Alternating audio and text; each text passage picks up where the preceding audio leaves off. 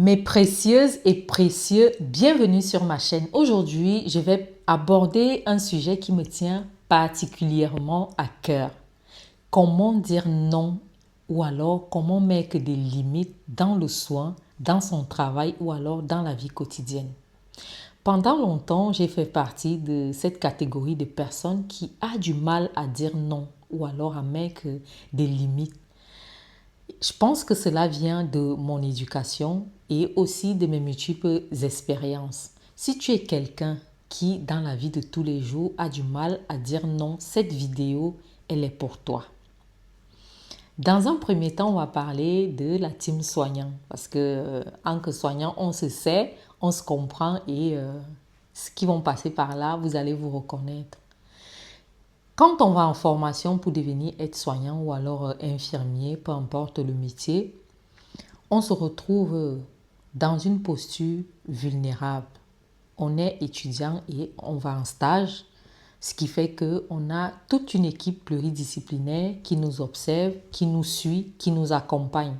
On a aussi des tuteurs ou alors des tutrices qui sont là pour nous noter, ce qui fait que à chaque fois qu'on nous demande de faire quelque chose en plus ou alors un soin qui n'entre pas forcément dans le cadre de notre formation, on ne dit jamais non. On prend l'habitude de toujours dire oui par peur d'être mal noté ou alors de passer pour un étudiant qui n'écoute pas les consignes ou qui fait un peu, qui fait sa route, quoi, qui n'écoute pas ce qu'on lui demande de faire. Et parfois, ça peut mal passer vis-à-vis des tuteurs ou alors d'une équipe. Sauf que cette habitude, elle s'installe.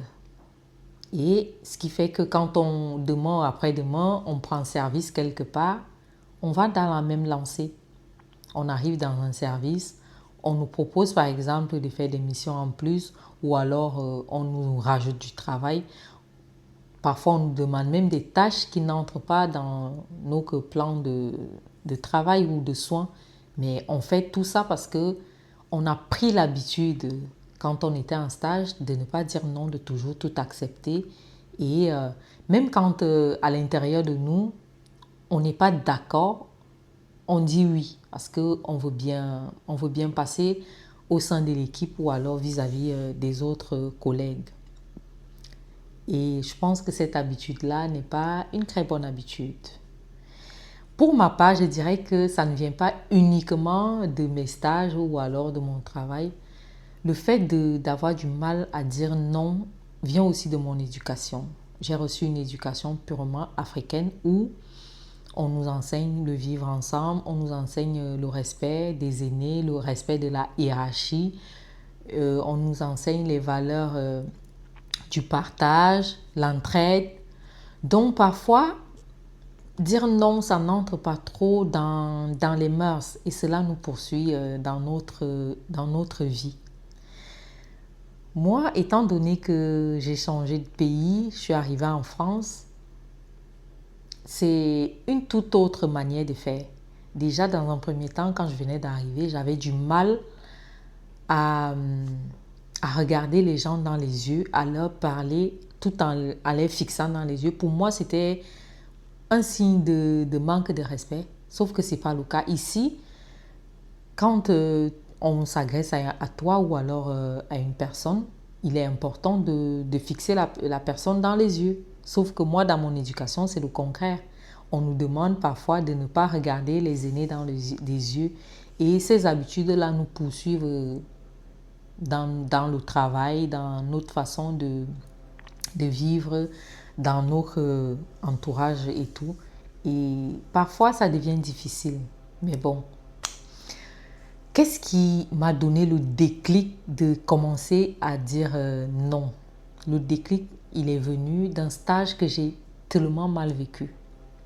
Quand j'étais en formation, j'ai vécu un stage en EHPAD. Ce stage-là, il ne s'est pas bien passé. Je vais vous raconter l'anecdote, comme ça vous allez mieux comprendre et ça va vous aider peut-être, vous qui êtes en formation ou alors en service, vous aurez des outils pour savoir dire non. Quand je suis arrivée en stage, c'était en EHPAD, on m'a attribué 3 résidents. Normalement, quand tu es stagiaire, on ne te donne pas des profils compliqués ou alors des profils difficiles à prendre en soi. On te donne des profils relativement faciles. Moi, dans mon cas, on m'avait attribué des profils vraiment compliqués parce que les personnes, elles avaient des pathologies compliquées. Elles avaient même... en fait, la prise en soin n'était pas facile. Pour moi, c'était des personnes qu'il fallait accompagner à deux. Il fallait faire un soin en binôme. Mais je me tapais mes soins toute seule. Étant donné que j'étais en stage, j'ai pris sur moi. Je me suis dit, meuf, tu es en stage. Tout ce qu'on te demande de faire, fais-le. C'est dans ton intérêt. Dans quelques mois, tu seras diplômée et les choses seront différentes. Donc, durant mon stage, j'ai pris sur moi. Je faisais mes soins, je faisais mon travail. Sauf qu'à la fin du stage, j'ai été mal notée. J'avais 2 tutrices. Il y avait une qui était diplômée. L'autre, elle était faisant fonction, mais je pense qu'elle était en formation aussi. Elle faisait la validation des acquis. Elles m'ont mal notée parce que pour moi, je pense que c'est ma tête qui n'est pas passée.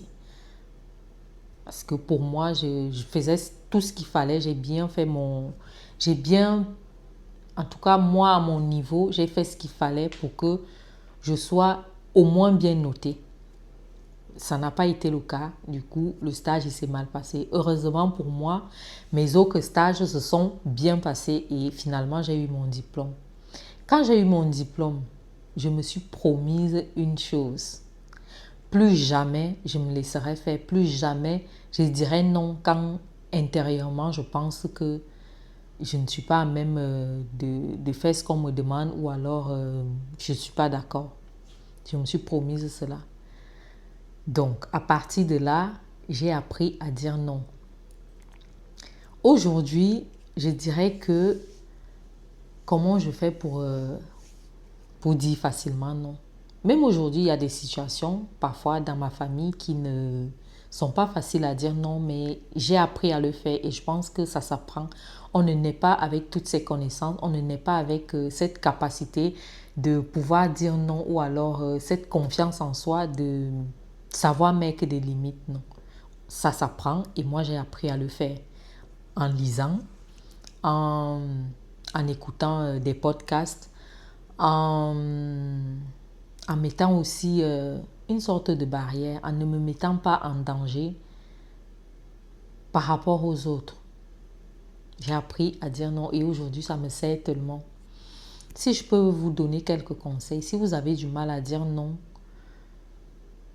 faites un travail sur vous, ça va vraiment vous aider. Si par exemple quelqu'un vous demande un service et vous sentez au fond de vous que vous n'êtes pas en capacité de lui rendre ce service-là, dites non sans donner trop d'explications derrière. Parce que parfois, on a tendance à vouloir trop expliquer.